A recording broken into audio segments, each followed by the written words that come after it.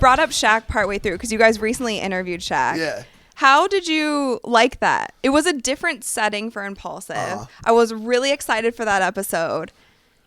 It was awesome. It was different because you had a live audience also. Yeah, so there's so many different factors, and I think like being 350 episodes in now, like we've, especially for me and Logan who have been there since the start, we've kind of mastered all atmospheres. We get these like little like these nerves sometimes before like a big show, and we realized like around episode 250 maybe that every time we would have nerves before a big show, we would meet after the show and be like, dude, we crushed that. And it got to a point where we finally just programmed our minds to understand the fact that we're just gonna win on every episode. Like we come to the table prepared. We know everybody knows their role. They know what they're gonna do.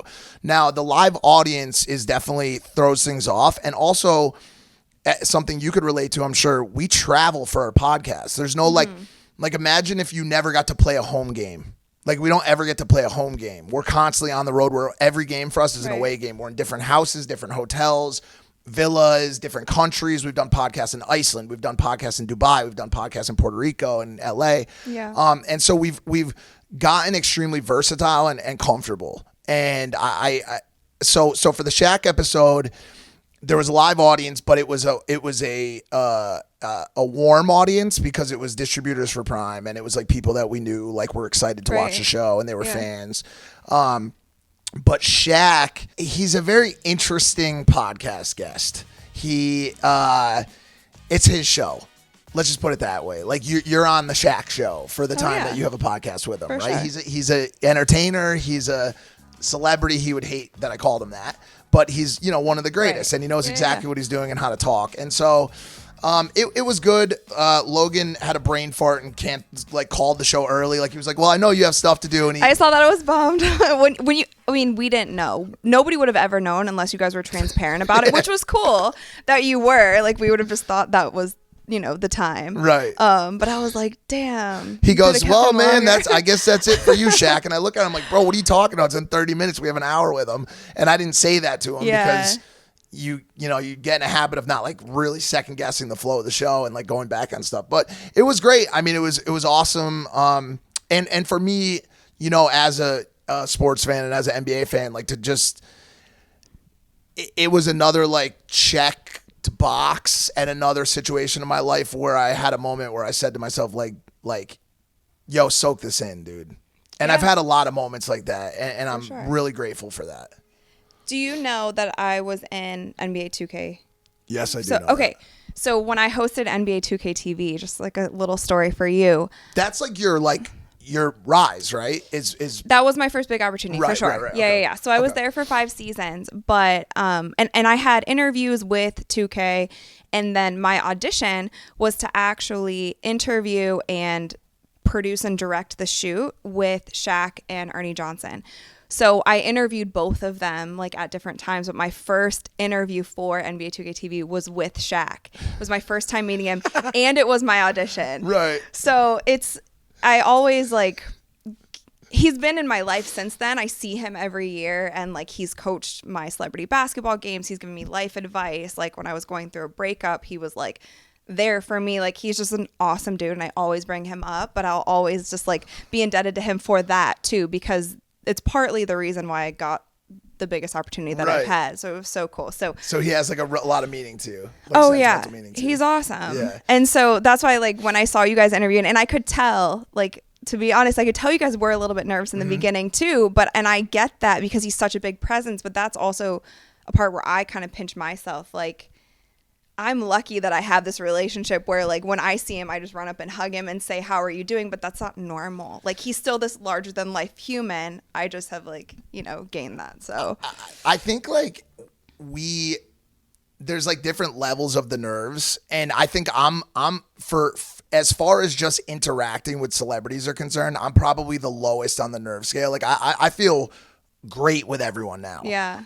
Logan's the middle, and then George is still not new to the show, but like when he sits down in front of an audience with Shaq, like he's feeling it a little bit. You saw that kind of reflected in the show. No, he's a big personality and presence, and it's nothing against you guys either. Like the nerves went away in like 2 seconds, right? But like I could just see that with like the live audience. But on that show, I was nervous. So the fact that you saw that, I definitely was.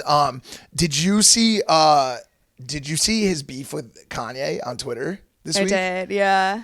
Wild, bro. Well, wild times, man. Because I know Jamie Salter too, like really well. I know the whole Salter family. Like shout out to the Salters. They're incredible people. Yeah. Phenomenal people. And so I saw that, and Shaq's clapback was like incredible. Like he just slammed them, and I was like, dude, this is crazy right now. Well, he's not really one to like get into drama on purpose. Right. Do you know what I mean? Like he's not really into that. He's not running his mouth about a bunch of people. But when you pull him in, he's also not going to back down. Do you know what I mean? He's freaking Shaq. Like, please keep my name out of your mouth. You know what 100%. I mean? I know his son Miles really well too. We're good friends, and I mean, great family, great dude. But he's definitely ready to protect his brand for sure, which is an incredible brand, and his family for sure. Yeah. What other guests have made you a little bit nervous? Any? I can't even begin. I mean, we've had so many insane shows. Like it would be hard to even like begin to scratch the surface. But I mean, we did the debut episode of 6ix9ine, like coming out of prison. Like we got 6ix9ine, and he showed up at. This was prior to like Steve Will Do It, putting him on YouTube and and humanizing him.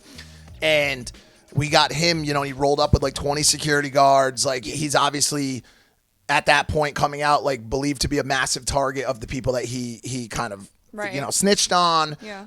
And so that was like a really heated episode. I mean, we got into massive debates with, Shapiro. We had Shapiro on the show. We had Alex Jones on the show, which were, super heated episodes. One that you guys did an excellent job with was Antonio Brown.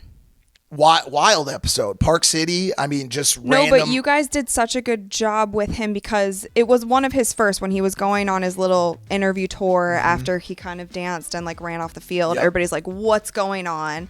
Went on full send. It wasn't maybe not their greatest work, if I'm being honest. Well, it was early for them. They were just kind of coming up. Yeah, I mean, just the interview in general, I didn't get as much as I got out of your guys' interview. Sure. I thought you did a really great job with it. And that was one where I could see you being like a little bit nervous because there's just so much on the table and also just so much unknown. And he's also somebody you never know which way he's going to go.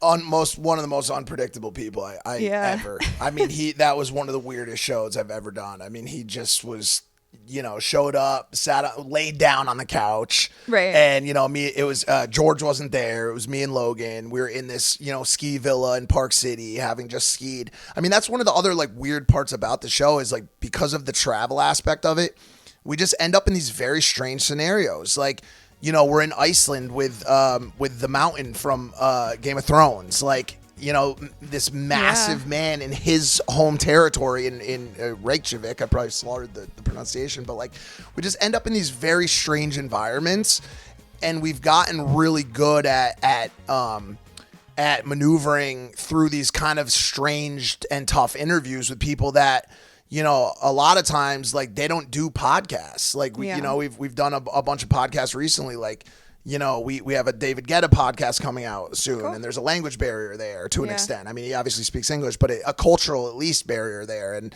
we've got a Rob Dyrdek episode coming out. We put out a Bobby Lee episode today, who's one of the most eccentric, out there characters, uncensored characters of all time on the internet. And so that show changed my life. That show changed all of our lives, Logan included. I think Impulsive was a massive part of his redemption arc, and I think everyone would agree with it because it gave because it gave people a look at what this guy's really like and what the inner workings of Logan Paul is versus Ayo, good morning Logang, what's poppin', which is what people knew prior. So Wait, what was it? That it was Logan's intro to his vlogs. Ayo, good morning Logang, what's poppin'. So I guess I never watched those. Probably better off. Well, his quarantine vlogs were great. Okay, I came on this tail end.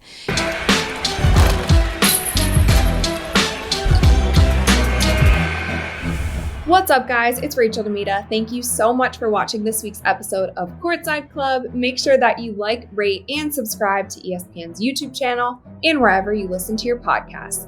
We have new episodes coming to you guys every single week, so stay tuned for that, and I'll see you soon.